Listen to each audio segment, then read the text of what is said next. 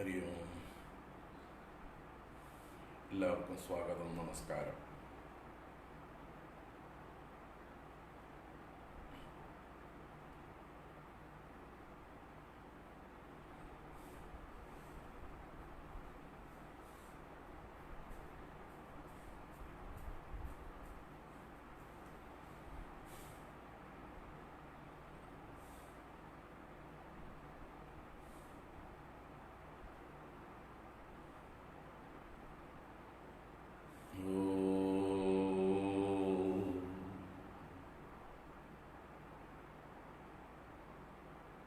ഓം ശ്രീ ഗണേശായ നമഃ.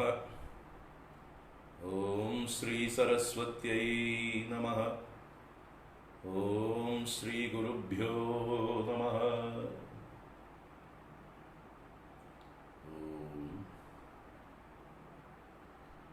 നാരായണം പത്മഭുവം വസിഷ്ഠം ശക്തിം ച തത്പുത്രപരാശരം ച വ്യാസം സുഖം ഗൗഡപദം മഹാന്തം ഗോവിന്ദയോഗീന്ദ്രമദാസ്യ ശിഷ്യം ശ്രീശങ്കരാചാര്യമദാസ്യ പദ്മപാദം ച ഹസ്താമലകം ച ശിഷ്യം തം ത്രോടകം വാർത്തികകാരമന്യാൻ അസ്മദ്ഗുരൂൻ സന്തതമാനതോസ്മി.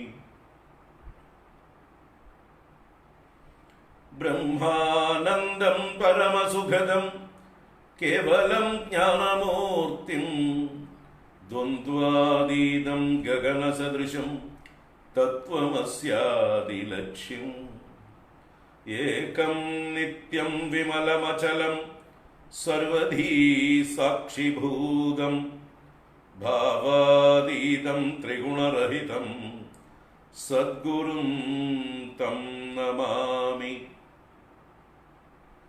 ഭാവാതീതം ത്രിഗുണരഹിതം സദ്ഗുരും തം നമാമി.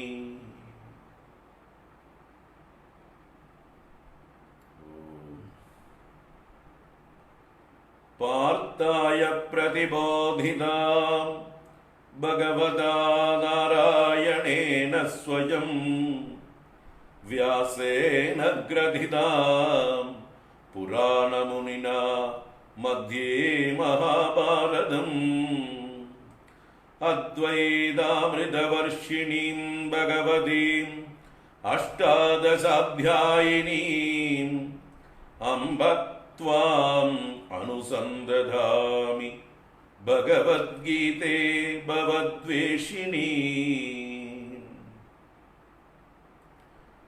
യം ബ്രഹ്മാ വരുണേന്ദ്രരുദ്രമരുതഃ സ്തുന്വന്തി ദിവ്യൈസ്തവൈഃ വേദൈഃ സാംഗപദക്രമോപനിഷദൈഃ ഗായന്തി യം സാമഗാഃ ധ്യാനാവസ്ഥിതതദ്ഗതേന മനസാ പശ്യന്തി യം യോഗിനോ യസ്യാന്തം ന വിദുഃ സുരാസുരഗണാഃ ദേവായ തസ്മൈ നമഃ. യസ്യാന്തം ന വിദുഃ സുരാസുരഗണാഃ ദേവായ തസ്മൈ നമഃ.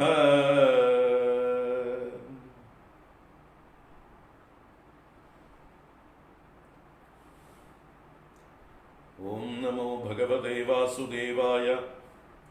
ഓം ശ്രീകൃഷ്ണ പരമാത്മനേ നമഃ. ഓം നമഃ പരമഋഷിഭ്യോ നമഃ പരമഋഷിഭ്യഃ.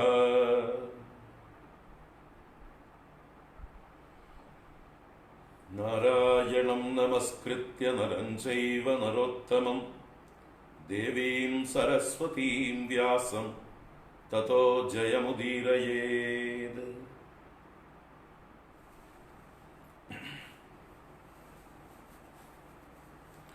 നാരായണ. ഹരി ഓം. എല്ലാവർക്കും നമസ്കാരം. എല്ലാവർക്കും ശുഭസായാഹ്നം, സുസ്വാഗതം.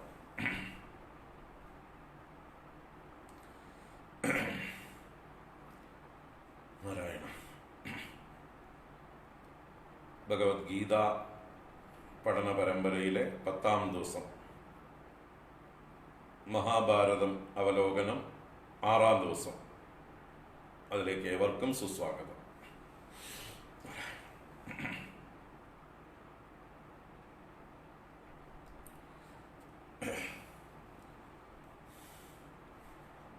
ഇന്നലെ കുറേ കാര്യങ്ങൾ നമ്മൾ ചിന്തിച്ചു.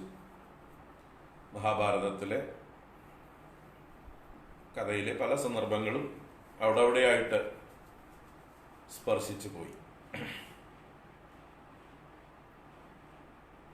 കൂട്ടത്തിൽ നമ്മൾ പാഞ്ചാലി സ്വയംവരം വരെയുള്ള അവിടേക്ക് എടുത്ത് ചാടിയെത്തി. എങ്കിലും പാണ്ഡവന്മാരുടെ കൗരവന്മാരുടെയൊക്കെ ബാല്യവും വിദ്യാഭ്യാസവും അപ്പോണ്ടായിട്ടുള്ള ചില സംഭവങ്ങളും അനുസ്മരിക്കാതിരിക്കാനാവില്ല. അങ്ങനെ ആ ഭാഗങ്ങൾ അനുസ്മരിക്കുമ്പോഴാണ് അവരുടെ ആചാര്യന്മാരിൽ പ്രധാനിയായ ദ്രോണാചാര്യരെ കുറിച്ച് നമ്മൾ ചിന്തിക്കേണ്ടി വരിക.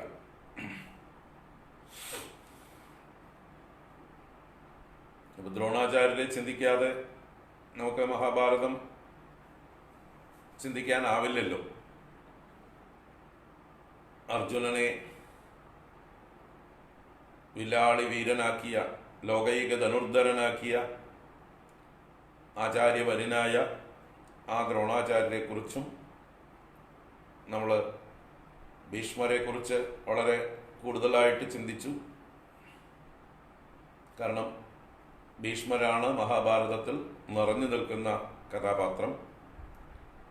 എങ്കിലും ഒട്ടും മോശമല്ലാത്ത ഒരു സ്ഥാനം ദ്രോണാചാര്യർക്കും ഉണ്ട്. നമുക്ക് ആ ഭാഗം കൂടി ഒന്ന് ഓടി കാണാം. ഓട്ടപ്രദക്ഷിണമേ ഉള്ളൂ. വിശദമായിട്ടൊന്നും ഓരോ സംഭവ പരമ്പരകളിലേക്കും നമ്മൾ പോകുന്നില്ല. എന്തിനാച്ചാൽ ഒരു അനുസ്മരണം അത്രയേ ഉള്ളൂ. മിക്കവാറും എല്ലാവരും പലതരത്തിലുള്ളതായിട്ടുള്ള മഹാഭാരത കഥകളെ വായിച്ചിട്ടുണ്ട്. സീരിയലുകളായിട്ട് പല ഭാഷയിലും വന്നിട്ടുണ്ട്. ഹിന്ദി മഹാഭാരതം നമ്മുടെ 80-കൾ 90-കളിൽ TV സീരിയലുകൾ ദൂരദർശനിൽ BR ചോപ്രയുടെ വളരെ കാലം എല്ലാ ഗൃഹങ്ങളിലും നിറഞ്ഞ് ആ കാലത്ത് എല്ലാവരെയും ഹൃദയം സ്പർശിച്ച ഒരു പരമ്പരയായിരുന്നു. അതുപോലെ തന്നെ തമിഴിലും മലയാളത്തിലും മറ്റു ഭാഷകളിലും ഒക്കെ മഹാഭാരതം സീരിയലുകളായിട്ട് വന്നിട്ടുണ്ട്. അപ്പോൾ അവരൊന്നും തത്വം പറയില്ല. കഥയുടെ പല ഭാഗങ്ങളും ചിലപ്പോൾ കൂടുതൽ പൊലിപ്പിച്ച് അവരുടേതായിട്ടുള്ള നിറം ചേർത്ത് ഓരോ തിരക്കഥാകൃത്തിനും അവരുടേതായിട്ടുള്ള അറിവ് വെച്ച്, അല്ലെങ്കിൽ അവരാരോടെങ്കിലുമൊക്കെ കൺസൾട്ട് ചെയ്ത് ഒക്കെ ആയിട്ട് പൊലിപ്പിച്ചൊക്കെ എഴുതിയിട്ടുണ്ടാവും. അത് ചിലപ്പോൾ പൂർണ്ണമായിട്ടും മഹാഭാരതം വ്യാസൻ ഉദ്ദേശിച്ച ആയിരിക്കില്ല അവർ പറഞ്ഞു വന്നത്. അപ്പം അതൊക്കെ അവിടെ നിൽക്കട്ടെ. ആ കഥാ ബാക്ക്ഗ്രൗണ്ട് നമുക്ക് എല്ലാവർക്കും അറിയാമെന്ന് പറയുകയാണ് ഞാൻ. പലതരത്തിലെ സിനിമകളിലൂടെയാണെങ്കിലും പല മാധ്യമങ്ങളിലൂടെയും നമ്മൾ ആ കഥയുടെ പശ്ചാത്തലം നമുക്ക് എല്ലാവർക്കും അറിയാം. ഭാരതീയരായിട്ടുള്ള ആളുകൾക്ക്, പ്രത്യേകിച്ച് ഹിന്ദുക്കൾക്ക്, മഹാഭാരതം ഒരു ചുരുക്കമെങ്കിലും അറിഞ്ഞിരിക്കണം. അപ്പോൾ അതിലെ ചില സന്ദർഭങ്ങളെ ഒന്ന് വിലയിരുത്താൻ വേണ്ടിയാണ് ഒന്ന് ഓർമ്മിപ്പിക്കുന്നത്. നമ്മളതിനെ ഗീതയുടെ വെളിച്ചത്തിൽ ഇനി കാണണം. ഭഗവത്ഗീത ഇനി നമ്മൾ പഠിച്ചു കഴിയുമ്പോഴാണ് നമുക്ക് ഒരു മഹാഭാരതത്തിലേക്ക് ഒരു തിരിഞ്ഞു നോട്ടം. അപ്പോഴാണ് ശരിക്ക് ഏതേത് സംഭവങ്ങൾ എങ്ങനെയാണ് നമ്മൾ അതിനെ കാണേണ്ടത് എന്നുള്ളതായിട്ടുള്ളൊരു ഉൾക്കാഴ്ച നമുക്കുണ്ടാവുക. അതിനു വേണ്ടിയിട്ടാണ് നമ്മളൊരു ഓർമ്മിപ്പിക്കൽ, അത്രേ ഉള്ളൂ.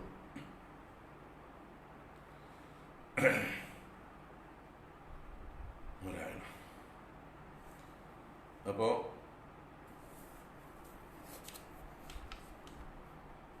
വനത്തിൽ നിന്ന് പാണ്ഡവന്മാർ 5 പേരും കുന്തിദേവിയും ഹസ്തിനപുരം കൊട്ടാരത്തിലേക്ക് വന്നതിന് ശേഷം കൗരവ ബാലന്മാരോടൊപ്പം അവർ കളിച്ചു വളരുന്നു. അവരുടെ പ്രായം എല്ലാവർക്കും 10-11 വയസ്സൊക്കെ ആയപ്പോൾ ക്ഷത്രിയ സമ്പ്രദായ പ്രകാരമുള്ളതായിട്ടുള്ള ഉപനയനവും വിദ്യാഭ്യാസവും ചെയ്യിക്കുകയാണ്. അതിനൊക്കെ നേതൃത്വം കൊടുക്കുന്നത് കാരണവരായ ഭീഷ്മ പിതാമഹനാണ്. അപ്പോൾ ഭീഷ്മ പിതാമഹരുടെ മേൽനോട്ടത്തിൽ കൃപാചാര്യരാണ് ആദ്യം ഇവർക്ക് വേണ്ട വിദ്യാഭ്യാസമെല്ലാം കൊടുക്കുന്നത്. അപ്പോൾ കൃപാചാര്യർ നല്ല ഉത്തമനായൊരു ബ്രാഹ്മണനാണ്. ഗൗതമൻ എന്നാണ് അദ്ദേഹത്തിൻ്റെ അച്ഛൻ്റെ പേര്. ആ ഗൗതമപുത്രനായിട്ടുള്ള കൃപാചാര്യരാണ് ഇവരുടെ എന്താ പറയുക, ഈ കുരുവംശത്തിൻ്റെ തന്നെ വളരെ കാലമായിട്ടുള്ള ആചാര്യൻ. അദ്ദേഹത്തിൻ്റെ മേൽനോട്ടത്തിൽ കുട്ടികൾ വിദ്യാഭ്യാസം ചെയ്യുന്നു. അപ്പോൾ ഏതൊക്കെ ശാസ്ത്രങ്ങൾ പഠിച്ചു എന്നുള്ളത് വളരെ പിന്നീടാണ് നമുക്ക് അവരുടെ അറിവ് മനസ്സിലാക്കുമ്പോഴാണ് അവർക്ക് ഈ വേദാന്ത കാര്യങ്ങളിലൊന്നും വേണ്ടത്ര അറിവില്ല എന്ന് നമുക്ക് മനസ്സിലാവുന്നത്. അപ്പോൾ വേണ്ട രീതിയിൽ പഠിപ്പിച്ചുവോ എന്ന് സംശയിക്കേണ്ടിയിരിക്കുന്നു. അതുപോലെ അസ്ത്രശസ്ത്രങ്ങൾ, ആയുധങ്ങൾ, അതൊക്കെ വേണ്ട രീതിയിൽ അഭ്യസിപ്പിക്കുന്നുണ്ട്. പക്ഷെ അതും കുറച്ചു കാലം കഴിഞ്ഞപ്പോൾ കൃപാചാര്യരുടെ കയ്യിലുള്ള ആയുധങ്ങളൊക്കെ കഴിഞ്ഞു. ഇനിയും കുട്ടികൾക്ക് കൂടുതൽ ഉയർന്ന വിദ്യാഭ്യാസം കൊടുക്കണം ഈ വിഷയത്തിലൊക്കെ, ആയുധ വിദ്യയിലൊക്കെ. അതിന് പറ്റിയ ഒരാൾ ആരാണെന്നിങ്ങനെ ഭീഷ്മാചാര്യരും ആലോചിച്ചുകൊണ്ടിരിക്കുമ്പോഴാണ് നമ്മുടെ ദ്രോണാചാര്യരുടെ വരവ്. ആ ദ്രോണാചാര്യരുടെ വരവിലേക്ക് വരണമെങ്കിൽ ആദ്യം അദ്ദേഹത്തിൻ്റെ ഒരു പശ്ചാത്തലം പറയണം. ദ്രോണാചാര്യര് ഒരു ഗുരുകുലം നടത്തിയിരുന്നു. അദ്ദേഹം ഭരദ്വാജ പുത്രനാണ്. ഭരദ്വാജൻ എന്നൊരു ബ്രാഹ്മണ ശ്രേഷ്ഠന്റെ ഒരു ഋഷിയുടെ പുത്രനാണ് ദ്രോണാചാര്യർ. അദ്ദേഹം സ്വന്തമായിട്ടൊരു ഗുരുകുലം നടത്തിയിരുന്നു. അനേക ക്ഷത്രിയ വിദ്യാർത്ഥികൾ അദ്ദേഹത്തിൻ്റെ ശിഷ്യഗണങ്ങളായി വിദ്യാഭ്യസിക്കാൻ അദ്ദേഹത്തിൻ്റെ ഗുരുകുലത്തിൽ താമസിച്ചിരുന്നു. പക്ഷേ അദ്ദേഹത്തിന് ദാരിദ്ര്യം വിട്ടുപോയിരുന്നില്ല ഇങ്ങനെയൊക്കെ ആയിരുന്നിട്ടും. അപ്പോൾ അതിൽ നിന്ന് നമുക്ക് മനസ്സിലാകുന്നത് ആ കാലത്തുണ്ടായിരുന്ന ക്ഷത്രിയരൊന്നും തന്നെ വേണ്ട രീതിയിൽ ധർമ്മം ആചരിച്ചിരുന്നില്ല എന്നാണ്. കാരണം ക്ഷത്രിയർ ധർമ്മം ആചരിച്ചിരുന്നെങ്കിൽ ബ്രാഹ്മണർക്ക് ദാരിദ്ര്യം ഉണ്ടാകുമായിരുന്നില്ല. ഗുരുകുലങ്ങളിൽ ഇതുപോലെ ദാരിദ്ര്യം അനുഭവിക്കാൻ ഇടയുണ്ടാവില്ല. അദ്ദേഹത്തിന് സ്വന്തം പുത്രന് ഒരു പശുവിന്റെ പാല് കൊടുക്കാൻ നിവൃത്തിയില്ലായിരുന്നു എന്നുള്ളൊരവസ്ഥ വന്നിരിക്കുമ്പോൾ ആ കാലത്ത് ആരും ഗോദാനം പോലും ചെയ്തിരുന്നില്ല എന്ന് വരണല്ലോ അല്ലേ? അല്ലെങ്കിൽ ബ്രാഹ്മണർക്ക് ഗോദാനം ചെയ്യുക എന്നുള്ളത് നമ്മുടെ പുരാണ ഇതിഹാസങ്ങളിൽ പ്രശസ്തമായിട്ടുള്ളൊരു കാര്യമാണ്. ഏത് സൽക്കർമ്മങ്ങളും നടത്തുമ്പോൾ വീട്ടിൽ കുട്ടികൾ ജനിച്ചാൽ ബ്രാഹ്മണർക്ക് ഗോദാനം ചെയ്യുക എന്നുള്ള ഒരു സംസ്കാരം ഉണ്ട്. നമ്മുടെ ഈവൻ ആ കാലഘട്ടത്തിൽ തന്നെയാണ് ശ്രീകൃഷ്ണ ഭഗവാന്റെ ജനനം അല്ലേ? ആ ശ്രീകൃഷ്ണ ഭഗവാൻ ജനിച്ചപ്പോൾ വസുദേവർ മനസ്സുകൊണ്ട് 10,000 പശുക്കളെ ദാനം ചെയ്തു എന്ന് ഭാഗവതം പറയുന്നുണ്ട്. മനസ്സുകൊണ്ടേ അദ്ദേഹത്തിന് ചെയ്യാൻ കഴിഞ്ഞുള്ളൂ. കാരണം കാരാഗ്രഹത്തിലായിരുന്നു, കംസന്റെ കാരാഗ്രഹത്തിലായിരുന്നു. പിന്നീട് നന്ദഗോപര് തനിക്ക് പുത്രനുണ്ടായപ്പോൾ എന്ന് വെച്ചാൽ ഈ കുട്ടിയെ നന്ദഗോപരുടെ ഗൃഹത്തിലേക്ക് കൊണ്ടുപോയതായിട്ടുള്ള സമയത്ത്, ആ കൃഷ്ണ ജന്മോത്സവ സമയത്ത് നന്ദഗോപര് ധാരാളം പശുക്കളെ ബ്രാഹ്മണർക്ക് ദാനം ചെയ്യുന്നത് നമുക്ക് ഭാഗവതത്തിൽ വായിക്കാം. അദ്ദേഹം അനേക പശുക്കൾ ഉണ്ടായിരുന്ന, ലക്ഷക്കണക്കിന് പശുക്കളുടെ ഉടമസ്ഥനായിരുന്നു. നമ്മുടെ കേരളം പോലെയൊന്നുമല്ല വടക്കേ ഇന്ത്യയിൽ പശുക്കളെ വളർത്തുക എന്ന് പറഞ്ഞാൽ ലക്ഷക്കണക്കിനാണ് ഓരോരുത്തരും വളർത്തുക. നമ്മുടെ ലാലു പ്രസാദ് യാദവിനെ പോലെയുള്ള ആളുകളോട് ചോദിച്ചാൽ മതി. അല്ലേ, ലാലു പ്രസാദ് യാദവ് ബീഹാറിൽ കാലിത്തീറ്റ കുംഭകോണത്തിൽ 2000 കോടി പൊതുമുതല് അടിച്ചു മാറ്റിയ ആളാണ് ആ കാലത്ത്. അപ്പൊ ആ രീതിയിൽ വിപുലമായിട്ടാണ് യു പിയിലും ബീഹാറിലും അല്ലെങ്കിൽ രാജസ്ഥാനിലും ഹരിയാനയിലൊക്കെ ഗുജറാത്തിലൊക്കെ പശുക്കളെ വളർത്തുന്നത്. ഇപ്പോഴും വടക്കേ ഇന്ത്യയിലെ പല ആശ്രമങ്ങളിലും പോയി കഴിഞ്ഞാൽ നിങ്ങൾക്ക് ലക്ഷക്കണക്കിന് പശുക്കളെ കാണാം. ഇപ്പോഴും ആശ്രമങ്ങളിലുണ്ട്. നമ്മുടെ ഇദ്ദേഹത്തിൻ്റെ രാംദേവ്, ഹരിദ്വാറിലെ രാംദേവിൻ്റെ പതഞ്ജലി യോഗ അദ്ദേഹത്തിൻ്റെ ഫാമുകളുണ്ട്. അവിടെയൊക്കെ ഒന്ന് പോയി കാണുക. ദേശീ പശുക്കൾ, സ്വദേശീയമായിട്ടുള്ള നാടൻ പശുക്കളുടെ എന്താ പറയുക ലക്ഷങ്ങളാണ് അദ്ദേഹത്തിൻ്റെ കീഴിൽ പരിപാലിച്ചു പോരുന്നത്. അതുപോലെ അദ്ദേഹത്തിന് സപ്ലൈ ചെയ്യുന്ന കൃഷിക്കാരും അവരും ആയിരക്കണക്കിന് ലക്ഷക്കണക്കിന് പശുക്കളെ വളർത്തുന്നവരാണ്. അപ്പോൾ അതുപോലെയുള്ള ആ ഒരു കാലം ആയിരുന്നു നന്ദഗോപരുടെ കാലവും. ലക്ഷക്കണക്കിന് പശുക്കളുണ്ടായിരുന്നു അദ്ദേഹത്തിന്. ശ്രീകൃഷ്ണ ഭഗവാൻ പശുക്കളെ മേയിച്ച് പോകുമ്പോൾ ലക്ഷക്കണക്കിന് പശുക്കുട്ടികളെയും കൊണ്ടാ പോവുക എന്ന് പറഞ്ഞ് ഭാഗവതം പറയുന്നുണ്ട്. എന്താണെങ്കിലും ലക്ഷമൊന്നും ഇല്ലെങ്കിലും ആയിരങ്ങളെങ്കിലും ഉണ്ടാവുമല്ലോ. അപ്പൊ അങ്ങനെയുള്ള പശുക്കൾ സമ്പന്നമായിരുന്ന ഒരു കാലത്ത് ഒരു ഗുരുകുലത്തിൽ വിദ്യാഭ്യാസം ചെയ്യിക്കുന്ന ഒരു ആചാര്യന് സ്വന്തം കുട്ടിക്ക് പശുവിൻ പാല് കൊടുക്കാനുള്ള ഒരു നിവൃത്തിയില്ലാത്തൊരവസ്ഥ ആ കാലത്തുണ്ടായിരുന്നുവെങ്കിൽ അന്നത്തെ ഭരണാധികാരികൾ, ക്ഷത്രിയന്മാർ എത്ര കണ്ണുപൊട്ടന്മാരായിരുന്നു, എത്ര അധമന്മാരായിരുന്നു എന്ന് നമ്മൾ ചിന്തിക്കേണ്ടിയിരിക്കുന്നു. അതാണ് ധൃതരാഷ്ട്രയെ പോലൊരു കണ്ണുപൊട്ടനാണ് ആ കാലത്ത് രാജ്യം ഭരിക്കുന്നത് എന്നും കൂടി ചിന്തിക്കുക. എവിടെ? ഹസ്തിനപുരം സാമ്രാജ്യം ഭരിക്കുന്നത് ധൃതരാഷ്ട്രനെ പോലൊരു കണ്ണുപൊട്ടനാണ്.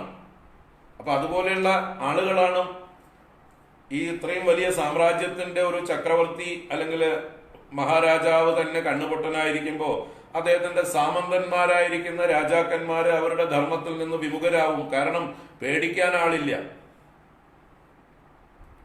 ആരെയും പേടിക്കേണ്ട കാര്യമില്ല. കാരണം അവരെയൊക്കെ ധർമ്മം ആചരിപ്പിക്കേണ്ട ആള് ഇവരുടെയൊക്കെ മുകളിലുള്ള എന്താ പറയുക വലിയ സാമ്രാജ്യ അധിപതിയായിട്ടുള്ള ചക്രവർത്തി സ്ഥാനത്തിരിക്കുന്ന ഹസ്തിനപുര സാമ്രാജ്യത്തിലിരിക്കുന്ന ആളാണ്.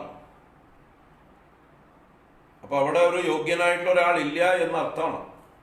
അതുപോലെയാണ് ബാക്കിയുള്ള എല്ലാ രാജ്യങ്ങളിലും ക്ഷത്രിയര് അവരുടെ ധർമ്മത്തിൽ നിന്ന് വിമുഖരായിരിക്കുന്നു, അധപ്പതിച്ചിരിക്കുന്നു. അതുകൊണ്ടാണ് ബ്രാഹ്മണർ കഷ്ടപ്പാടുകൾ അനുഭവിക്കേണ്ടി വന്നത്. നമ്മുടെ ഒരു പ്രാർത്ഥന തന്നെ നമ്മൾ ദിവസവും ചൊല്ലാറുണ്ട്, ലോകാ സമസ്ത സുഖിനോ ഭവന്തു എന്നൊരു പ്രാർത്ഥന. ആ പ്രാർത്ഥന മുഴുവനായിട്ട് എന്താണെന്ന് അറിയോ? ഓം സ്വസ്തി പ്രജാഭ്യ പരിപാലയന്താം ന്യായേന മാർഗേണ മഹിം മഹീഷാഹ ഗോബ്രാഹ്മണേഭ്യ ശുഭമസ്തു നിത്യം ലോകാ സമസ്ത സുഖിനോ ഭവന്തു. ഇതാണ് പ്രാർത്ഥന. സ്വസ്തി പ്രജാഭ്യ, പ്രജകൾക്ക് സ്വസ്തി ഭവിക്കട്ടെ. ന്യായേന മാർഗേണ മഹിം മഹീഷാഹ പരിപാലയന്താം, ന്യായമാർഗത്തിലൂടെ മഹിയെ ഭൂമിയെ മഹീശന്മാർ പരിപാലിക്കട്ടെ. ഭരണാധികാരികൾ ന്യായമാർഗത്തിൽ ഭൂമിയെ രക്ഷിക്കട്ടെ. അതാണ് സ്വസ്തി പ്രജാഭ്യ പരിപാലയന്താം ന്യായേന മാർഗേണ മഹിം മഹീഷാഹ ഗോബ്രാഹ്മണേഭ്യ ശുഭമസ്തു നിത്യം. നിരുപദ്രവകാരികളായ പശുക്കളും അതുപോലെ സമൂഹത്തിലെ ചിന്തകന്മാരും ശ്രേഷ്ഠന്മാരും അധ്യാപകന്മാരും പുരോഹിതന്മാരും സമൂഹത്തിന് മാതൃക കാണിച്ചു കൊടുക്കുന്നവരുമായ സാത്വിക സത്വഗുണ പ്രധാനികളായ ജനങ്ങൾ, സ്വന്തം പ്രതിരോധം സൃഷ്ടിക്കാത്ത, ഒരു കാര്യത്തിലും ആരോടും മത്സരിക്കാത്ത സജ്ജനങ്ങൾ അവര് സുഖമായി ക്ഷേമമായി കഴിയണം. ഗോ ബ്രാഹ്മണേഭ്യ ശുഭമസ്തു നിത്യം. അവിടെ ബ്രാഹ്മണ ശബ്ദത്തിന് സമൂഹത്തിലെ ശ്രേഷ്ഠന്മാരായ സാത്വികന്മാരായ, സ്വന്തം കാര്യം നോക്കാൻ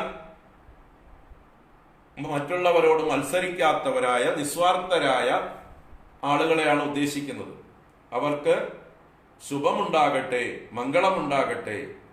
അപ്പൊ അവരുടെ കാര്യം, അവരുടെ രക്ഷ നോക്കേണ്ടത് ഭരണാധികാരികളാണ്. കാരണം അവർ സ്വയം രക്ഷ ചെയ്യാറില്ല. അവർ സെൽഫ് ഡിഫെൻസിന് മെനക്കെടാറില്ല. അവരുടെ ഡിഫൻസ് നോക്കേണ്ടത് ഭരണാധികാരികളാണ്.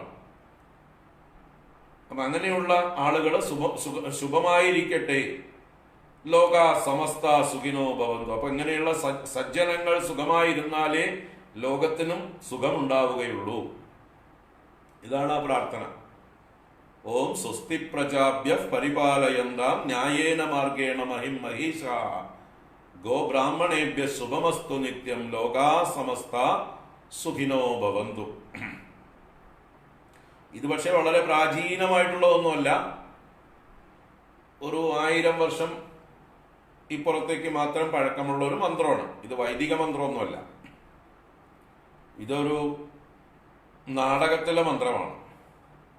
ഹനുമൻ നാടകം എന്ന് പറയുന്നതായിട്ടൊരു കൃതിയിലെ അവസാന മംഗള ശ്ലോകമാണിത്. കേരളീയനായിട്ടുള്ള ഒരു ബ്രാഹ്മണനാണ് ഈ നാടകം എഴുതിയിട്ടുള്ളത്, ഈ ഹനുമൻ നാടകം. അതിൽ നാടകത്തിലെ അവസാന രംഗം തിരശീല വീഴുമ്പോൾ ചൊല്ലേണ്ടുന്ന മംഗള ശ്ലോകമായിട്ടാണ് ഈ ശ്ലോകം രചിച്ചു വെച്ചിരിക്കുന്നത്. അല്ലാതെ വളരെ പ്രാചീനമല്ല ഇത്. എങ്കിലും ആശയം വൈദികമായിട്ടുള്ള ആശയമാണ്. വേദമന്ത്രങ്ങളിൽ നിന്നുള്ള ആശയത്തിന്റെ സാരമായിട്ടുള്ള മനോഹരമായിട്ടുള്ള ഒരു മന്ത്രമാണിത്. ലോകാ സമസ്ത സുഖിനോ ഭവന്തു. അപ്പോൾ പറഞ്ഞു വന്നത് ഇതാണ്. അതില് സങ്കല്പം. ബ്രാഹ്മണര് സ്വന്തം ഡിഫൻസോ സ്വന്തം വരുമാന മാർഗങ്ങളോ നോക്കാൻ മെനക്കെടുന്നവരല്ല. അവർക്ക് വേണ്ടതായിട്ടുള്ള കാര്യങ്ങൾ സുഭിക്ഷമാക്കി കൊടുക്കേണ്ടത് സമൂഹത്തിന്റെ ഭരണാധികാരികളുടെ ഉത്തരവാദിത്വമാണ്. അപ്പോൾ ദ്രോണനെ പോലെ ഒരു പ്രഗത്ഭനായിട്ടൊരു ആചാര്യൻ ദാരിദ്ര്യം അനുഭവിക്കുന്നതായിട്ടുള്ള ഒരു കാലം, സ്വന്തം കുട്ടിക്ക് പശുവിൻ പാല് കൊടുക്കാൻ പറ്റാത്തൊരു കാലം, എന്നിട്ട് കൂട്ടുകാരായ കുട്ടികൾ ഇവർ കുട്ടികൾ പാല് കുടിച്ചിട്ട് വന്നു എന്ന് പറയുമ്പോൾ എന്താണ് പാല് എന്ന് ചോദിക്കുന്നൊരവസ്ഥ. ഈ അശ്വത്ഥാമാവ് എന്ന് പറഞ്ഞ ദ്രോണപുത്രൻ പാല് കണ്ടിട്ടില്ലായിരുന്നു. അതുകൊണ്ട് തന്നെ ആ കുട്ടികള്, ഈ ക്ഷത്രിയ ബാലന്മാര് ഈ ബ്രാഹ്മണ ബാലനായ അശ്വത്ഥാമാവിനെ പറ്റിക്കാൻ വേണ്ടി അരിമാവ് കലക്കിയ വെള്ളം പാലാണെന്ന് പറഞ്ഞു കൊടുത്ത് കുട്ടിയെ കുടിപ്പിച്ചപ്പോൾ കുട്ടി ആർത്തിയോടുകൂടി കുടിക്കുന്നത് നോക്കി പരിഹസിച്ച് കൈകൊട്ടി ചിരിച്ചു. ആ കുട്ടി കുടിച്ചു കഴിയാറായപ്പോഴാണ് അത് പാലല്ല എന്നും അരിമാവ് കലക്കിയ വെള്ളമായിരുന്നു എന്നും പറഞ്ഞുകൊണ്ട് ഈ കൂട്ടുകാര് കളിയാക്കി ചിരിച്ചത്. ഇത് കണ്ടുകൊണ്ടാണ് നമ്മുടെ കുട്ടിയുടെ അച്ഛനായ ദ്രോണൻ വന്നത്. അപ്പൊ താൻ പഠിപ്പിക്കുന്ന തന്റെ വിദ്യാർത്ഥികളായ ഈ ബാലന്മാര്, ക്ഷത്രിയ ബാലന്മാർ എത്ര ധിക്കാരികളും എത്ര സ്വാർത്ഥന്മാരും ആണ് എന്ന് കണ്ട് അദ്ദേഹത്തിന് മനസ്സ് മടുത്ത് ആ ഗുരുകുലം അദ്ദേഹം പൂട്ടി എന്ന് പറയാം. സാധാരണ സർക്കാർ ഗ്രാൻഡ് ഒന്നും ഇല്ല എന്നർത്ഥം. എയ്ഡഡ് സ്കൂളുകളൊന്നും നടക്കുന്നില്ലേ? എയ്ഡഡ് സ്കൂളുകൾക്കൊക്കെ സർക്കാർ ഗ്രാൻഡ് കൊടുക്കുന്നത് കൊണ്ടല്ലേ അധ്യാപകർക്ക് നല്ല ശമ്പളവും സ്കൂളിൽ ഇൻഫ്രാസ്ട്രക്ചറും ഒക്കെ നന്നാക്കി വെക്കുക. കുട്ടികൾക്ക് എല്ലാ ഫെസിലിറ്റീസും കൊടുക്കണമെങ്കിൽ സർക്കാരിന് നല്ല ഗ്രാൻഡുകൾ കൊടുക്കണം. അല്ലെങ്കിൽ പല എയ്ഡഡ് സ്കൂളുകളും നമ്മൾ കാണുന്നുണ്ട്, പഴയത് എന്താ പറയുക, ഇടിഞ്ഞു പൊളിഞ്ഞു വീഴാറായിട്ടുള്ള കെട്ടിടങ്ങളും പഴയ ബെഞ്ചുകളൊക്കെ കുട്ടികൾ ഇരുന്നാൽ പൊട്ടി വീഴുമോ എന്നുള്ള രീതിയിലുള്ള ബെഞ്ചുകളും, ക്ലാസുകൾ തമ്മിൽ വേർതിരിക്കാൻ തട്ടിക പരമ്പുകൾ കൊണ്ട് അല്ലേ ഡിവിഷൻ ചെയ്തിട്ടുള്ളതും ഒക്കെ ആയിട്ടുള്ള ഒരു കാലം ഉണ്ടായിരുന്നു. അപ്പോൾ അതിൽ നിന്നൊക്കെ വളരെ മാറ്റം ഇപ്പോൾ ഉണ്ടായി വരുന്നുണ്ട്. കാരണം ഇപ്പോൾ സമ്പത്തിന് വലിയ ദാരിദ്ര്യമൊന്നുമില്ല. അപ്പോൾ അന്ന് സർക്കാർ അല്ലെങ്കിൽ അന്നത്തെ രാജാക്കന്മാര്, ഭരണാധികാരികൾ രക്ഷിക്കേണ്ടിയിരുന്ന ബ്രാഹ്മണര്, ശ്രേഷ്ഠന്മാരായ ഗുരുക്കന്മാരെ ഇതുപോലെ അവഗണിച്ചത് കൊണ്ട് അവര് സമൂഹത്തിൽ എന്താ പറയുക, സമൂഹ വിരുദ്ധ മനോഭാവം അവരിൽ വന്നു ചേരും എന്നുള്ളതിൻ്റെ ഒരു ദൃഷ്ടാന്തമാണ് ദ്രോണരുടെ ചരിത്രം പിന്നീട് കാണുന്നത്. അദ്ദേഹം ഗുരുകുലം പൂട്ടി, ഗുരുകുലം ഉപേക്ഷിച്ച് ബാക്കി കുട്ടികളെയൊക്കെ അവരവരുടെ വീടുകളിലേക്ക് പറഞ്ഞുവിട്ട് അദ്ദേഹം ദേശാടനത്തിനിറങ്ങുന്നു. ആ സമയത്ത് അദ്ദേഹത്തിന് ഓർമ്മ വരുന്നത് തൻ്റെ ബാല്യത്തിൽ തൻ്റെ കൂടെ പഠിച്ച, തൻ്റെ അച്ഛൻ്റെ കീഴിൽ തന്നെ, ഭരദ്വാജൻ എന്ന മഹർഷിയുടെ കീഴിൽ തന്നെ പഠിച്ച ദ്രുപദൻ എന്ന രാജകുമാരനെ കുറിച്ച് ഓർമ്മ വന്നു. പാഞ്ചാല ദേശത്തിന്റെ അധിപനായ ആ ദ്രുപദൻ എന്ന രാജകുമാരൻ തന്നോട് ആ ബാല്യത്തിൽ പറഞ്ഞ കാര്യം ഓർത്തു. അത്രയും സുഹൃത്തുക്കളായിരുന്നു അവരെന്ന്. അപ്പോൾ അന്ന് കൂട്ടുകാരായിരുന്ന ദ്രോണനോട് ദ്രുപദൻ പറഞ്ഞിരുന്നു, ഞാൻ രാജാവാകും, ഞാൻ തിരിച്ചു ചെന്നു കഴിഞ്ഞാൽ യുവരാജാവും പിന്നീട് രാജാവും ഒക്കെ ആയി പാഞ്ചാല ദേശത്തിന്റെ അധിപനായി മാറും. അപ്പോ അങ്ങ് അവിടെ വരണം, ഞാൻ എൻ്റെ പാതി രാജ്യം തരാം എന്നൊക്കെ അന്നത്തെ കുട്ടികളുടെ ഒരു ബാല ചാപല്യം എന്ന് വേണമെങ്കിൽ വിചാരിക്കാം, ഒരു വാഗ്ദാനം ചെയ്തു. ഞാൻ അങ്ങേക്ക് എല്ലാ സ്ഥാനവും നൽകി, എൻ്റെ പാതി രാജ്യം വേണമെങ്കിൽ തരാം, അങ്ങ് അവിടെ വരണം എന്ന രീതിയിൽ ആ ബാല്യത്തിൽ ക്ഷണിച്ചിരുന്നത് ഓർമ്മ വെച്ചുകൊണ്ട് തൻ്റെ ബാല്യകാല സുഹൃത്തായ ആ ദ്രുപദനെ കാണാനായിക്കൊണ്ടൊരു തനിക്കൊരു സഹായമാകും, അല്ലെങ്കിൽ എന്തെങ്കിലും ഒരു അർഹിക്കുന്ന സ്ഥാനം അവിടെ കിട്ടും, അവിടുത്തെ കുലഗുരുവായിട്ടിരിക്കാം, ഏതെങ്കിലും ഗുണകരമായിട്ടൊരു കാര്യം ഉണ്ടാവുമെന്ന് വിചാരിച്ച് തൻ്റെ കൂട്ടുകാരനെ സമീപിക്കാനായിട്ട് പാഞ്ചാല ദേശത്തേക്ക് അദ്ദേഹം ചെല്ലുന്നു, മകനെയും ഭാര്യയെയും കൂട്ടി. ദ്രോണാചാര്യരുടെ ഭാര്യ ഗൗതമ ഋഷിയുടെ പുത്രി ഗൗതമി എന്നറിയപ്പെടുന്ന, കൃപി എന്നൊക്കെ അറിയപ്പെടുന്ന നമ്മുടെ കൃപാചാര്യരുടെ സഹോദരിയുമാണ്. കൃപാചാര്യനും കൃപാചാര്യയും സഹോദര സഹോദരികളാണ്. അല്ല സോറി, കൃപിയും കൃപാചാര്യനും സഹോദരികളാണ്. അപ്പൊ ദ്രോണാചാര്യരുടെ ഭാര്യയുടെ സഹോദരനാണ് കൃപാചാര്യൻ. അപ്പൊ ആ കൃപിയെയും അശ്വത്ഥാമാവിനെയും കൂട്ടിക്കൊണ്ട് പാഞ്ചാല ദേശത്തേക്ക് പോവുകയാണ്. ആ പാഞ്ചാല ദേശത്ത് എത്തിയതായിട്ടുള്ള അദ്ദേഹത്തെക്കുറിച്ച് കാവൽക്കാർ തടഞ്ഞു നിർത്തും. ആരാണ്, എവിടുന്നാണ്, എന്താണ് എന്നുള്ള കാര്യങ്ങളൊക്കെ ചോദിച്ച് രാജാവിനെ അറിയിച്ച് രാജാവിന്റെ സമ്മതം ഉണ്ടെങ്കിൽ മാത്രമേ മുഖം കാണിക്കാൻ പറ്റുള്ളൂ. അപ്പോൾ ഇദ്ദേഹം ചെന്ന് പറഞ്ഞു, ഞാൻ ഇന്ന മാതിരി ഭരദ്വാജ പുത്രനായ ദ്രോണനാണ്, രാജാവിൻ്റെ ബാല്യകാല സുഹൃത്താണ്, അദ്ദേഹം എന്നെ ക്ഷണിച്ചിട്ടുള്ളതാണ്, അതുകൊണ്ട് അദ്ദേഹത്തെ ഒന്ന് മുഖം കാണിക്കണം, അദ്ദേഹത്തെ കാണാൻ വേണ്ടി വന്നതാണ് എന്നുള്ള കാര്യം ദ്രോണൻ അവിടെയുള്ള ഭടന്മാരോട്, കാവൽക്കാരോട് അറിയിക്കുന്നു. ആ കാവൽക്കാർ ചെന്ന് ദ്രുപദനോട് ഈ കാര്യം അറിയിക്കുന്നു. എന്നാൽ ദ്രുപദൻ അപ്പോഴേക്കും അധികാരമൊക്കെ കിട്ടിയപ്പോഴേക്കും ആളുടെ സ്വഭാവം മാറി.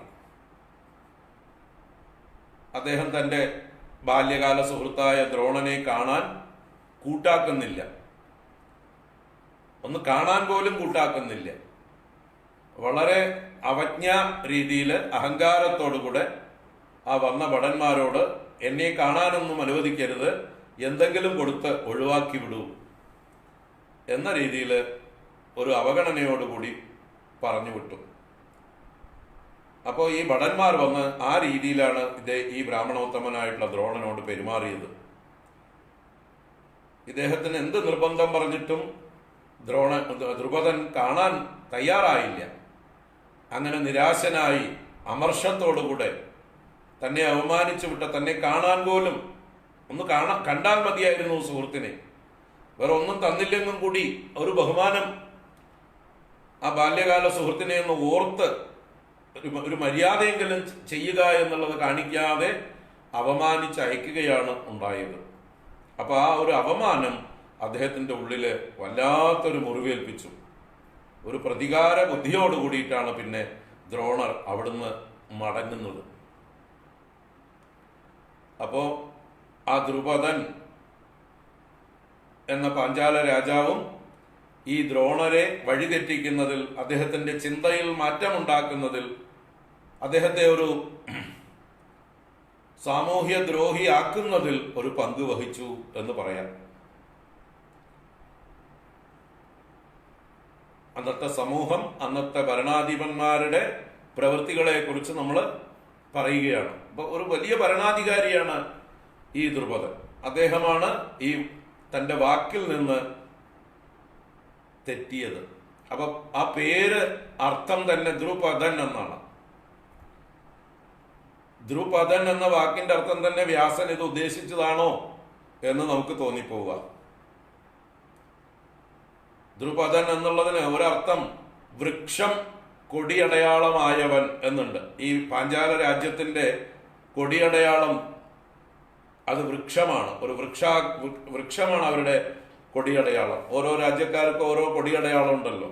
അപ്പൊ ധ്രു എന്ന് പറഞ്ഞാൽ വൃക്ഷം എന്നർത്ഥമാണ്. അത് പദമായിരിക്കുന്നവൻ, സ്ഥാനമായിരിക്കുന്നവൻ, കൊടിയടയാളമായിരിക്കുന്നവൻ എന്നൊക്കെ അർത്ഥത്തിലാണ് ദ്രുപദൻ എന്ന പേര് അദ്ദേഹത്തിന് പ്രശസ്തമായത് എന്ന് പറയാം. പക്ഷേ അതിന്റെ വ്യംഗ്യമായിട്ടുള്ള പരോക്ഷമായിട്ടുള്ള അർത്ഥത്തില് പദത്തിൽ നിന്ന് ദ്രവിച്ചവൻ എന്നൊരർത്ഥം കൂടി വരും.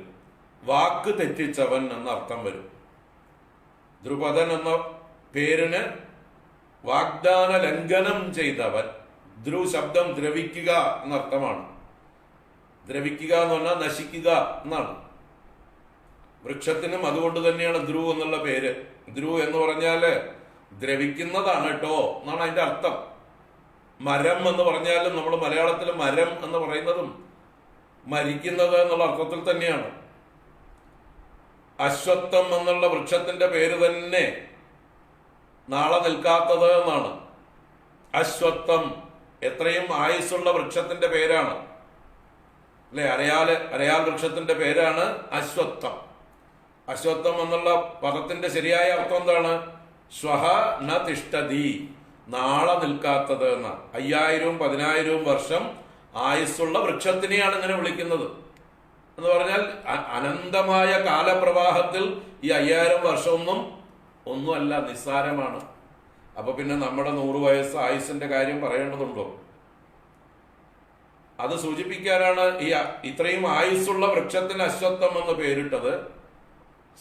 സ്ഥാവരങ്ങളിൽ വൃക്ഷങ്ങൾക്ക് മരം എന്ന് പേരിട്ടത്, അഥവാ ധ്രു എന്ന് പേരിട്ടത് ദ്രവിക്കുന്നത്, നശിച്ചു പോകുന്നത് എന്നാണ് അർത്ഥം.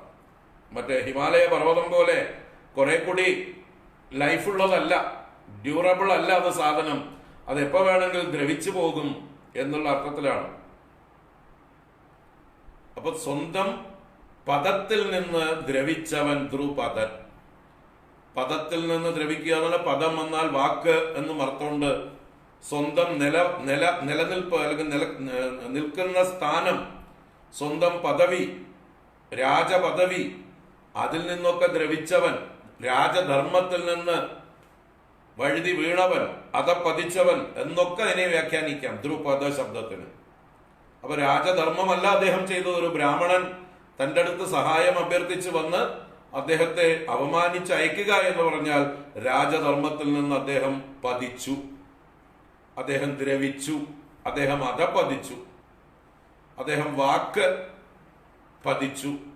അപ്പൊ ഈ ഒരു അർത്ഥത്തിലൊക്കെയാണ് ദ്രുപദ ശബ്ദം ഞാൻ മനസ്സിലാക്കിയത്. വാഗ്ദാന ലംഘനം ചെയ്ത് രാജധർമ്മം പരിപാലിക്കാതിരുന്ന ഒരു അഹങ്കാരിയായ, ഐശ്വര്യ മതം പിടിച്ച, അധികാരത്തിന്റെ ഭ്രമം പിടിച്ച, ഉത്തരവാദിത്വം മറന്ന, ധർമ്മം മറന്ന ആ ഒരു ദുഷ്ടന്മാരുടെ കൂട്ടമായി മാറിയിരുന്നു അന്നത്തെ കാലത്തെ രാജാക്കന്മാര് എന്ന് താല്പര്യം. അപ്പൊ അദ്ദേഹത്തിന്റെ ആ ഒരു പ്രവൃത്തി വല്ലാതെ മുറിവേൽപ്പിച്ചു. വലിയ പ്രതീക്ഷയുമായി പോയതാണ് ദ്രോണൻ. അപ്പൊ അദ്ദേഹത്തെ വല്ലാതെ വേദനിപ്പിച്ചു എന്ന് പറയാം. ഇനി ഒരു തലത്തിൽ നോക്കിയാൽ ദ്രോണൻ ഒരു യദൃച്ഛാലാഭ സന്തുഷ്ടനായ ഒരു ബ്രാഹ്മണനായിരുന്നുവെങ്കിൽ അദ്ദേഹത്തിന് ഇങ്ങനെ തോന്നേണ്ട കാര്യമില്ല. ഇതേ സമാന കാലത്താണ് നമ്മുടെ കുചേലനും ജീവിച്ചിരുന്നത് അല്ലെ. ഇതിനും പിന്നീടാണ്. ദ്രോണനെക്കാട്ടിലും പ്രായത്തിൽ താഴെയുള്ള ആളുകളാണല്ലോ ശ്രീകൃഷ്ണനും കുചേലനും ഒക്കെ. അപ്പോ അതിനും ഒരു 50-100 വർഷത്തിന് ശേഷം ജനിച്ചവരും ജീവിച്ചവരുമാണ് കുചേല ബ്രാഹ്മണൻ. അദ്ദേഹം ഒരു യഥാർത്ഥ ബ്രാഹ്മണൻ ആരാണെന്ന് കാണിച്ചു തരുന്നുണ്ട്. കുചേലന് ഒരു ആവലാതിയും ഉണ്ടായിട്ടില്ല. അദ്ദേഹത്തിന് ദാരിദ്ര്യത്തിന്റെ നടുവിലും അദ്ദേഹം സന്തുഷ്ടനായിരുന്നു. ആരെയും അദ്ദേഹം കുറ്റപ്പെടുത്തിയില്ല. എതിർച്ചാലാപ സന്തുഷ്ടനും അല്ലെ, ശമം ദമം മുതലായ എല്ലാ ഗുണങ്ങളും ഉള്ളിൽ നിറഞ്ഞിരുന്ന ഒരു മഹാത്മാവായിരുന്നു കുചേലൻ. സുദാമാവ് ശ്രീകൃഷ്ണന്റെ സുഹൃത്തായിരുന്നു. അപ്പൊ ആ കുചേലനെ നമ്മൾ പഠിക്കുമ്പോൾ ഒരു ഉത്തമ ബ്രാഹ്മണന്റെ ലക്ഷണം അവിടെ പഠിക്കാം. അത്രയും ലക്ഷണങ്ങളൊന്നും ഇല്ല ഈ ദ്രോണനിൽ എന്നും നമുക്ക് കാണാൻ പറ്റും. അതുകൊണ്ടാണ് അദ്ദേഹത്തിന് തന്റെ സുഹൃത്ത് തന്നെ വഞ്ചിച്ചതായിട്ടുള്ള, അപമാനിച്ചതായിട്ടുള്ള സന്ദർഭത്തിൽ ഉള്ളിൽ ശത്രുത വളരെ തീവ്രമായിട്ടുണ്ടായതും. അങ്ങനെ ഒരു ശത്രുത ഒരു ഉത്തമ ബ്രാഹ്മണന് തോന്നില്ല. അദ്ദേഹം അതിനെയൊക്കെ ഈശ്വര നിശ്ചയം എന്ന് വിചാരിച്ചുകൊണ്ട് എതിർച്ചാലാപ സന്തുഷ്ടനായി മടങ്ങുമായിരുന്നു. പക്ഷേ ഇദ്ദേഹത്തിന്റെ ഉള്ളില് എന്തെന്നില്ലാത്ത വൈരാഗ്യം വളർന്നു വന്നു. അപ്പൊ അതും ദ്രോണന്റെ ഉള്ളിലുണ്ടായിട്ടുള്ള മൂല്യ ശോഷണത്തെ, ആ കാലഘട്ടത്തിന്റെ ബ്രാഹ്മണരുടെ മൂല്യ ശോഷണത്തെ കുറിച്ചാണ് കാണിക്കുന്നത്. അവർക്കും ആ വാല്യൂസ് ഉണ്ടായിരുന്നില്ല. അതുകൊണ്ടാണ് അദ്ദേഹം ബ്രാഹ്മണ്യത്തിൽ നിന്ന് പതിച്ച് ഒരു ക്ഷത്രിയ സ്വഭാവമുള്ള ആളായിട്ട് മാറി, രജോഗുണം വർദ്ധിച്ച ആളായിട്ട് മാറി. അദ്ദേഹത്തിന്റെ സത്വഗുണമൊക്കെ നഷ്ടപ്പെട്ടു. അപ്പൊ അദ്ദേഹം അതിന് വിധേയനാവുകയും ചെയ്യുന്നു. അങ്ങനെ സത്വഗുണം നഷ്ടപ്പെട്ട് രജോഗുണത്തോടു കൂടിയ ഒരു ആചാര്യനായിട്ടാണ് അദ്ദേഹം പിന്നെ കാണപ്പെടുന്നത്. അതേ പ്രതികാര ബുദ്ധി ഉള്ളിൽ വെച്ചുകൊണ്ട് അദ്ദേഹം പിന്നീട് ഹസ്തിനപുരത്തിലേക്ക് വരികയാണ്. അവിടെ വന്ന് കൃപാചാര്യരെ കാണാൻ വേണ്ടി വന്നതാണ്. സ്വന്തം ഭാര്യയുടെ സഹോദരനായ കൃപാചാര്യരുടെ അടുത്ത് വന്ന് എന്തെങ്കിലും സഹായം ചോദിക്കാൻ വേണ്ടി വന്നതാണ്. ഈ സന്ദർഭത്തിലാണ് നമ്മുടെ ഭീഷ്മാചാര്യര് നല്ലൊരു ആചാര്യനെ, കൃപാചാര്യനേക്കാളും കുറെ കൂടി അഭ്യാസങ്ങളൊക്കെ അറിയുന്ന ഒരു കരുത്തനായിട്ടുള്ള ആചാര്യനെ കുട്ടികൾക്ക് വേണ്ടി, ഈ കൗരവന്മാർക്കും പാണ്ഡവന്മാർക്കും വിദ്യാഭ്യാസം കൊടുക്കാൻ വേണ്ടി ഒരു ആചാര്യനെ കാത്തിരിക്കുന്ന ഒരു അവസരമായിരുന്നു. അപ്പോഴാണ് നമ്മുടെ ഈ കുട്ടികളെ, കൗരവന്മാരും പാണ്ഡവന്മാരും അവര് കളിക്കുന്നതായിട്ടുള്ള സമയത്ത് ഒരു മൈതാനത്ത് അവരുടെ കളിപ്പന്ത്, ഒരു കോല് കളിക്ക്, കൊട്ടിയും പുള്ളും കളിക്കുക എന്ന് പറഞ്ഞ പോലെ ഒരു കളിയായിരുന്നു അവർ കളിച്ചുകൊണ്ടിരുന്നത്. ആ കളിക്കുന്ന സാധനം ഒരു പൊട്ട കിണറ്റിൽ, അഗാധമായിട്ടുള്ളൊരു കിണറ്റിൽ ചെന്ന് വീഴുകയും അതെടുക്കാൻ സാധിക്കാതെ കുട്ടികള് ചുറ്റും കൂടി നിന്ന് എന്താ ചെയ്യേണ്ടത് എന്നറിയാതെ ആലോചിച്ച് നിൽക്കുകയും ചെയ്യുന്ന, വിഷമിച്ച് നിൽക്കുന്നതായിട്ടുള്ള സന്ദർഭത്തിലാണ് ഈ ദ്രോണാചാര്യർ അവിടെ എത്തുന്നതും കുട്ടികളെ അത്ഭുതപ്പെടുത്തിക്കൊണ്ട് തന്റെ ദിവ്യാസ്ത്ര ശക്തികൾ പ്രയോഗിച്ചുകൊണ്ട് ദർഭപ്പുല്ലുകൾ പറിച്ചെടുത്ത് അസ്ത്രങ്ങളാക്കി മാറ്റി ആ പന്തോ എന്താ എടുക്കേണ്ടത് വെച്ചാൽ ആ കുട്ടികൾ കളിച്ചിരുന്ന ആ കളിപ്പാട്ടം എടുക്കാൻ വേണ്ടിയിട്ട് അതിന്റെ പുറകില് അസ്ത്രങ്ങൾ തറപ്പിച്ച് വരി വരിയായിട്ട് ഒരു ചെയിനായിട്ടുള്ള അസ്ത്ര ശൃംഖല ഉണ്ടാക്കി അതുകൊണ്ട് ഈ കിണറ്റിൽ നിന്ന് ആ സാധനത്തെ അദ്ദേഹം പുറത്തേക്ക് എടുത്തു കൊടുത്തു. ഇത് കണ്ട് ആശ്ചര്യപ്പെട്ട കുട്ടികള്, അവർക്ക് പിന്നെ പന്തിനേക്കാൾ പ്രധാനമായി തോന്നിയത് ഈ മഹാന്റെ ഈ ഒരു അത്ഭുതമായിട്ടുള്ള ആയുധവിദ്യ പ്രകടിപ്പിച്ച ഇദ്ദേഹത്തെ കുറിച്ച് ഭീഷ്മാചാര്യരോട് അറിയിക്കണം, മുത്തശ്ശനോട് അറിയിക്കണം. അതിനുവേണ്ടി കുട്ടികളൊക്കെ ഓടിച്ചെന്ന് ഭീഷ്മാചാര്യരോട് പറഞ്ഞു, ഇങ്ങനൊരു അത്ഭുതം ഇവിടെ ഉണ്ടായി, ഞങ്ങളൊക്കെ കണ്ടു, ഇങ്ങനൊരാൾ വന്നിട്ടുണ്ട്, ഇവിടെ ഒരു താടിക്കാരൻ വന്നിട്ടുണ്ട് എന്ന് ചെന്ന് അറിയിച്ചപ്പോ ഭീഷ്മാചാര്യർക്ക് മനസ്സിലായി ഈ താടിക്കാരൻ വേറെ ആരുമല്ല, തേടിയ വള്ളി കാലിൽ ചുറ്റി, അത് ദ്രോണാചാര്യർ തന്നെ ആയിരിക്കും എന്ന് ഭീഷ്മാചാര്യര് മനസ്സിലാക്കി അദ്ദേഹത്തിന് വേണ്ട മര്യാദകളോടുകൂടി അദ്ദേഹത്തെ സ്വീകരിച്ച് ആനയിക്കാനുള്ള ഏർപ്പാട് ചെയ്യുന്നു. അങ്ങനെ ദ്രോണാചാര്യരെ ഹസ്തിനപുര കൊട്ടാരത്തിലേക്ക് ക്ഷണിക്കുന്നു. അദ്ദേഹത്തെ അവിടെ വേണ്ട രീതിയിൽ ബഹുമാനിച്ച് അവിടുത്തെ ആചാര്യനാക്കി, ആസ്ഥാന ആചാര്യനാക്കി മാറ്റുകയാണ് ഉണ്ടാവുന്നത്. അങ്ങനെയാണ് ദ്രോണാചാര്യര്, കൃപാചാര്യർക്കും അത് സമ്മതമായിട്ടുള്ള കാര്യം. കാരണം തന്റെ സഹോദരി ഭർത്താവാണ്, തനിക്ക് ജ്യേഷ്ഠ തുല്യനാണ്, ഒരു കുടുംബം എന്ന് പറയാം. ആ ഒരു സ്നേഹത്തോടുകൂടെ അവരവിടെ രണ്ടുപേരും, കൃപാചാര്യരും ദ്രോണാചാര്യരും, ആ കുട്ടികളുടെ കൗരവന്മാരുടെയും പാണ്ഡവന്മാരുടെയും ആചാര്യന്മാരായിക്കൊണ്ട് വിദ്യാഭ്യാസം ചെയ്യിപ്പിച്ചുകൊണ്ട് അവിടെ കഴിഞ്ഞുകൂടുകയാണ്. അപ്പൊ ഈ കാലത്താണ് നമ്മുടെ ദ്രോണാചാര്യര് മനസ്സിൽ തൻ്റെ ഒരു ലക്ഷ്യമുണ്ട്. തന്നെ മുറിവേൽപ്പിച്ച ദ്രുപദനെ അവമാനിക്കണം, തിരിച്ച് അതേ നാണയത്തിൽ മറുപടി കൊടുക്കണം എന്നുള്ള ഒരു പ്രതികാര ബുദ്ധി അദ്ദേഹം ഉള്ളിൽ കൊണ്ടു നടക്കുകയാണ്. ആ പ്രതികാര ബുദ്ധിയോട് കൂടിയിട്ടാണ് അദ്ദേഹം തൻ്റെ വിദ്യാർത്ഥികളെ അഭ്യസിപ്പിക്കുന്നത്.